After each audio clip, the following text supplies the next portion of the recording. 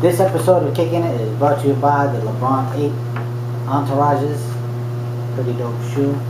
It was based on LeBron's favorite show, Entourage.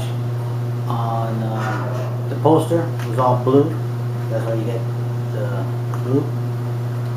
It came with black laces, but I changed them up and I hit them with the bold laces. Definitely makes the shoe pop out. Definitely a comfortable shoe. This is the V2, so it's different than the V1 of the 8s. Very nice shoe, man. I have no complaints on this. You got the line on the tongue there. You got the hint of black with the bolt. You got your fly wire. Very, very dope. Inside the sole is all yellow. That's the LeBron 8 V2 Entourage. Enjoy the show.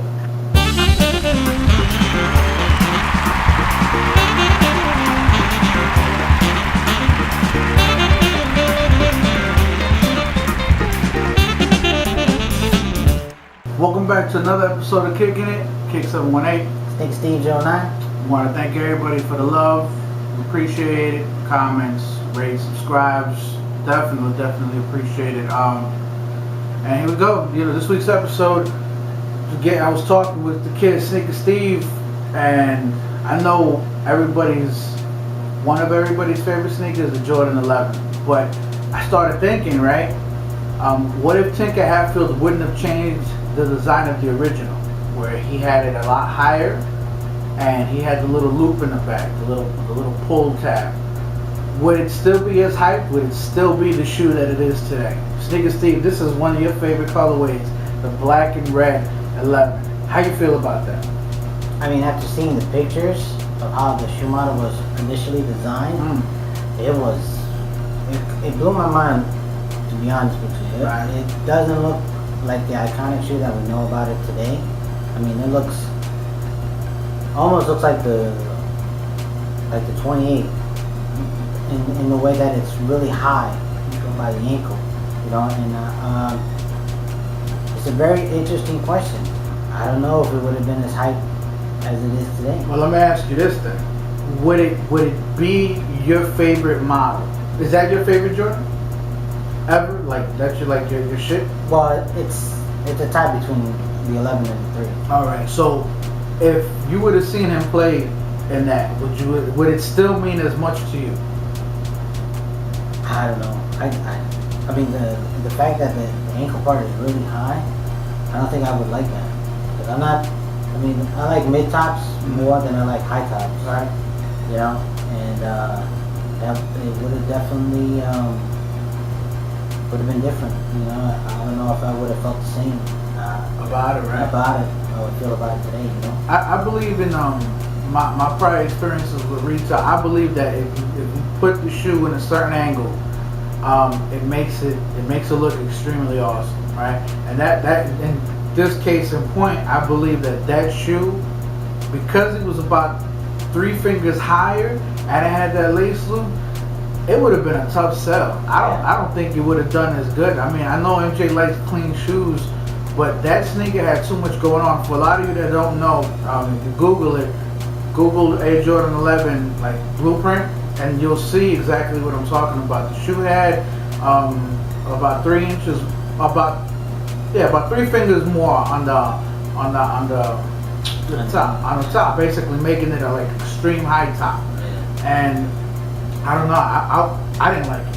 I didn't like it. No, it looked weird. I mean, we'll show you pictures of the designs, but the fact that it was already high and then it has a little pull tab on the back. It's not a looker, I'll tell you that. Yeah, and then they had the Jumpman on the back, like really big.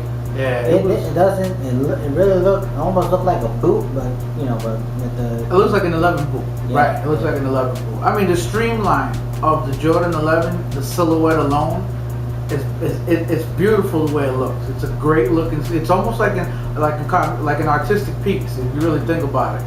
But man, you add them inches and you add, some shoes just shouldn't have that stuff. And I'm just happy that Tinker and I'm sure MJ at the last minute said, yo, we can't have this shit on our sneaker because it's not a winner. It really wasn't. Yeah, I mean, you would have to it would have been awesome to be there to see, you know, what Jordan's first initial thoughts were when he first saw it, because it brings to mind when Tinker Hatfield designed the 10, you know, and when MJ had supposedly going to retire or whatever, and MJ Tinker pulled the trigger and figured, oh, you know, MJ's gonna like this when he put the toe cap on the 10. MJ hated that. MJ hated that shit when he first saw it, and then they had to scrap it and redo it. And I know that anybody that's got the 10 with a real toe cap, like, that shit was worse. Yeah. Big time. So, you know, Tinker, you know, he went ahead of himself, and, you know, he admits it too, that he got a little too cocky, thinking, you know, MJ's gonna like it. You know, and MJ was like, put the kibosh, and like, what the fuck are you doing? Yeah, it's true.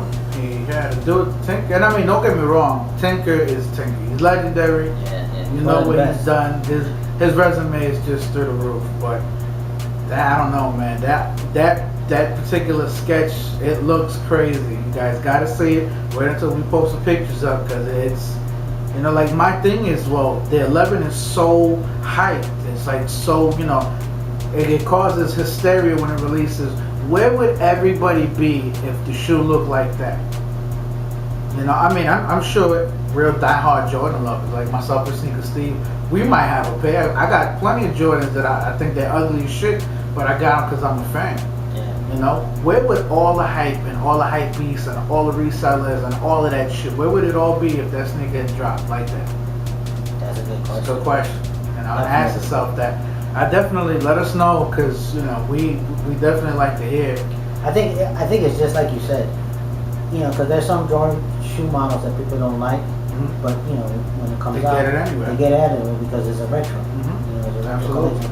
So I think if that shoe came out the way it did, I think it would fall in that echelon, in that group, where, you know, because there's certain Jordans that are up on the top that are like classics, and then you have ones that are alright, but, you know, people don't flock and create hysteria when they come out. Right. You know, when you think about the ones that create hysteria are, you know, 6s, 5s. I think like 1 through 14. Yeah, you know, and that's pretty much everybody's favorite when it comes to Jordan. Everybody likes 1 through 14. You know what I mean?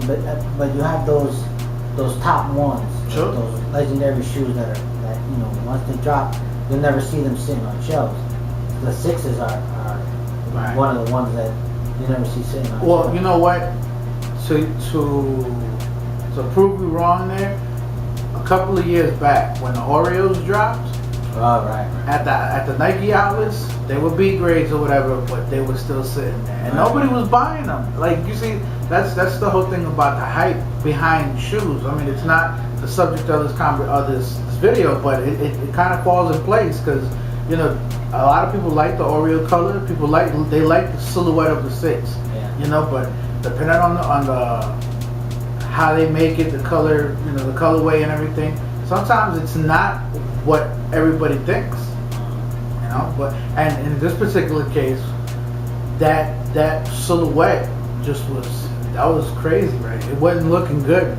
It's not what the Jordan needs, what the 11 needs to look like.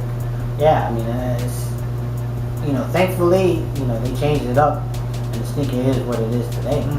But I think it would have definitely fallen back in you know, in the other pairs of shoes that nobody really, you know, they like, but, you know, they don't go crazy over. I definitely think it would have changed the dynamic of the 11, and it wouldn't have been so legendary how it is. I don't think MJ would have wore it. Yeah. I think if he would have left it like that, if Tinker would have done it like that, I don't think MJ would have worn it.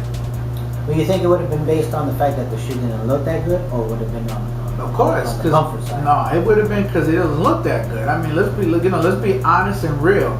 You know, we get shoes because of one, the colorway, two, because it looks good on foot. That's why when people do the on feet, you know, a lot of people, they watch that stuff because it gives them an idea of what it's going to look like on their feet.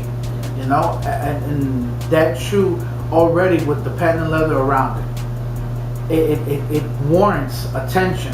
You know. And if that shit is ugly because you got another 3 inches on there and you got a loop in the back, you ain't doing anything with that sneaker, in my opinion, anyway. Right. No, I feel the same way. It would have definitely been weird to see the 11 with a pull tag on the back. Yeah. And so much higher. You know, and that definitely would have put a damper on the history of that shoe. Yeah. You know, he might not even have won it, like you said. It's possible. Winning a championship in that shoe.